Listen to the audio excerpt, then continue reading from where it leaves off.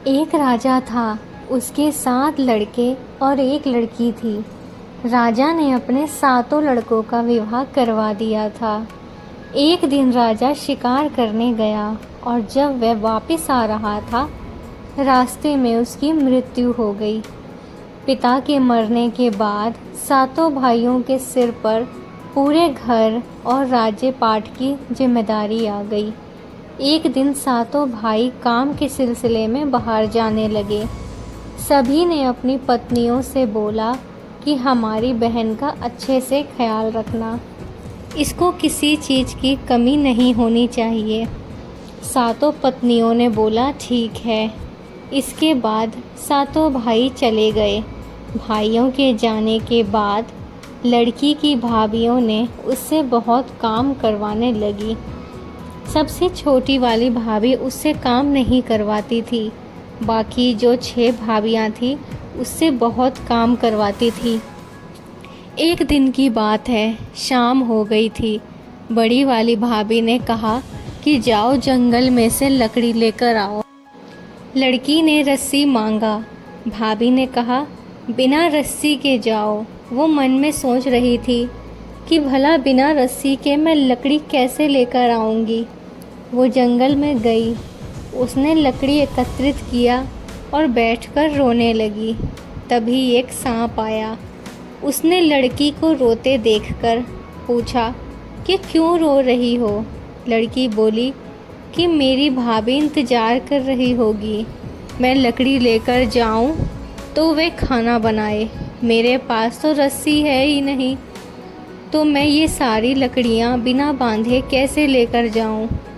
सांप ने बोला कि बस इतनी सी बात, मेरे ऊपर लकड़ी लाकर रखो।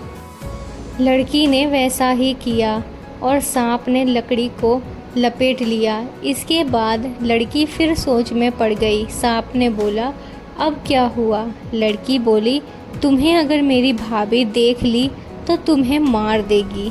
सांप ने बोला कि चिंता मत करो, मुझे लेकर जाकर आंगन में छोड़ देना, मैं नाली से निकल जाऊंगा। लड़की सांप की बात सुनकर खुश हो गई और अपने घर की तरफ निकल पड़ी। कुछ देर बाद लड़की घर आई। उसे घर जाने में रात हो गई थी। उसके देरी से आने के वजह से उसकी भाभी ने उसे खाना नहीं दिया।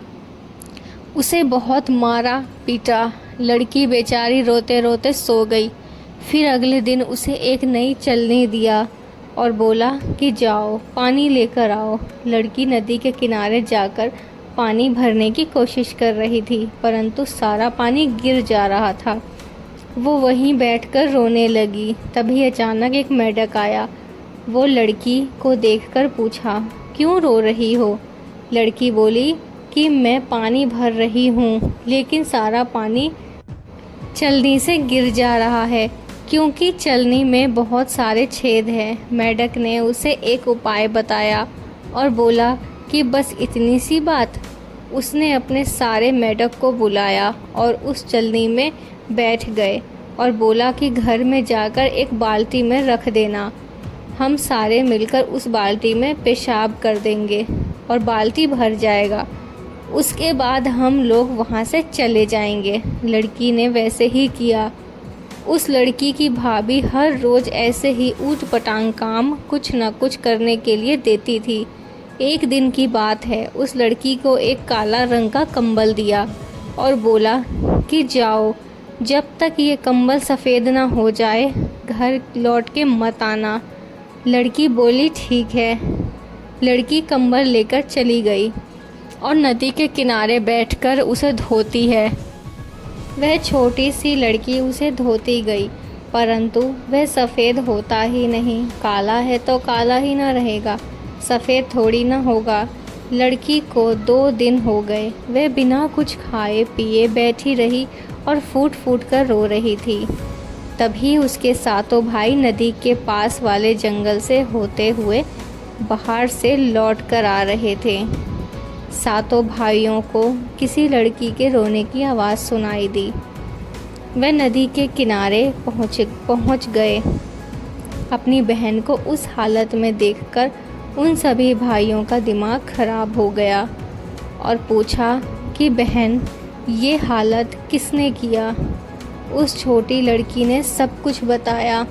इसके बाद सातों भाइयों ने बहन को साथ लेकर घर गए और बहन को बाहर ही कहीं छुपा दिया और बोला कि जब तक हम में से कोई ना आए यहाँ कहीं मत जाना।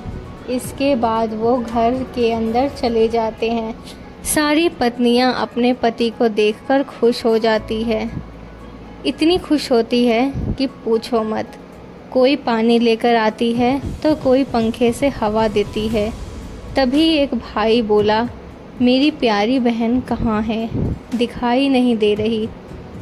तभी एक भाभी बोलती है, यहीं पर कहीं खेल रही होगी। तुरंत दूसरी भाभी बोली, अभी दूध भात खा रही थी पर कहीं खेल रही होगी अभी। तभी एक पत्नी बोली, लोग पहले खाना खाइए, वो आ जाएगी।